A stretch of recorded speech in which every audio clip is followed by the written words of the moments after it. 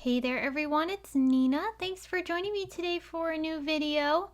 I'm really excited to be sharing the project that I have for you today using new products from Tim Holtz's Stampers Anonymous release. So I'm going to be using one of the new stamp sets and stencils to create this fall thank you card.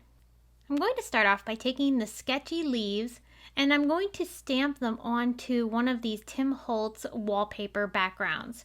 I picked out this text background, which I think will show up very beautifully through the leaves that I'm going to stamp on top. So I'm going to pick out 3 of the leaves from the stamp set and I'm going to pick them up inside of my Misty tool. And for this project I am using Simon Says Stamp Positively Saturated inks to stamp my images. I'm going to stamp first with Cantaloupe, and then I brought in actually one of Simon's older inks, not part of the Positively Saturated ink collection, but this one was Merlot.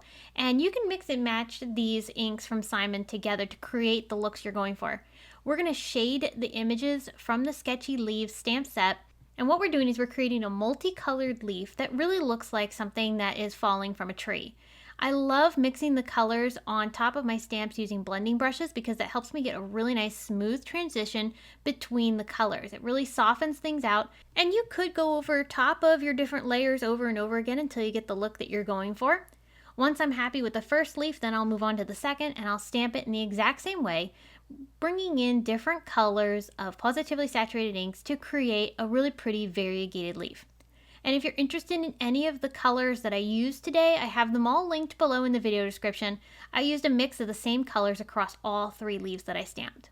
So my background is done with the stamping, but now we're going to add some texture on top using this shattered stencil. I think this is so cool. And to continue on with the shattering effect, I thought I would use crackle paste through the stencil. So I'm going to apply a thin layer of crackle paste across this stencil, first on the left side, and then I'll actually pick up the stencil and shift it over to the other side of the background, kind of positioning it a little bit differently than the first time, just to get a distressed look here. And we'll apply that paste through the stencil again. So now I'll have this entire background covered with that really nice crackle paste, and it's going to take a little bit of time to dry. I'd say for me it took about an hour, and then I was ready to move on. So once the crackle paste is dry, I can ink blend over top of it and it will actually resist any of the ink that I put on it. So I'm going to use different colors of the same positively saturated inks that I used to create my leaves. I'm using that to color my background, and I will allow that to go over top of my leaf stamping just to help add a little bit more of a weathered feel to this. I loved how the colors mixed and gave me a really nice fall background. There are some really great mica stains in the Tim Holtz Halloween Distress release, which are also new, and I'm going to use those to splatter onto my background. This adds a really nice bit of texture in addition to that crackle paste, which I think is fun. So I used 3 of those new mica stains to create that effect, and then once that dried, I brought in this interesting paint. This is from Stamperia. It's a vintage paint, and it's geared towards giving your projects a vintage effect, which I thought sounded fun, and I thought I would use that to create a vintage feel on this paper, which I really loved how it turned out. Once it dried, it gave the areas where I applied the paint a very worn finish, which I think is really pretty. So I feathered this into different sections of my background. I even let some of it overlap on top of that paste. And so here's where we're at. We're going to let this dry before we move any further. So meanwhile, I'm going to work on die cutting my sentiment. So I pulled out this Fancy Thanks die from Simon Says Stamp, and I'm going to die cut it from Tim Holtz glitter paper. I love this gold color. It's very neutral, and it has such a delicate shimmer to it. I'm going to use my Place and Pierce tool to pop out any of the little negative spaces, and then I also die cut the shadow layer from some dark brown cardstock. And this will give some really great contrast behind my thanks, which is going to go on top of my background. I did stack the Fancy Thanks die cut with another piece of brown cardstock just to give it some dimension off of the shadow layer, and then I'll glue that onto the shadow. And to adhere everything together, I am using Simon Says Stamp Craft Tacky Glue. It's a really nice strong adhesive. And I'm attaching my background panel to my card base using some white foam from Simon Says Stamp. I used Terrific tape to attach the foam onto my paper, and then I'll use some more Terrific tape on the back side of that to attach it to my card.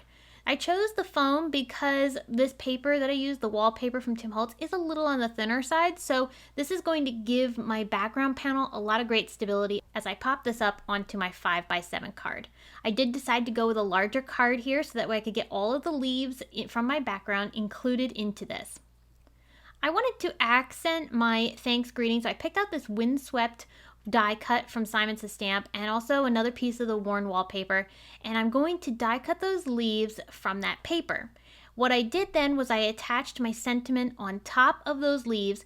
Those haven't been glued down yet.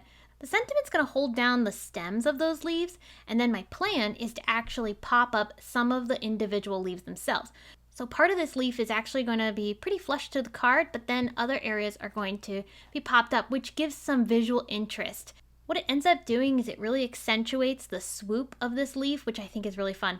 I wanted to make sure that this thanks had some sort of element to help ground it and give it a focal point in the center. So the leaves in the background are more of just that, they're a background, and then those windswept leaves in the front are really giving my sentiment a focal point. So here we go.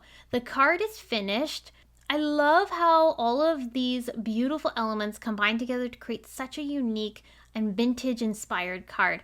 This is a great card for fall. You could even turn this into a Thanksgiving card if you'd like.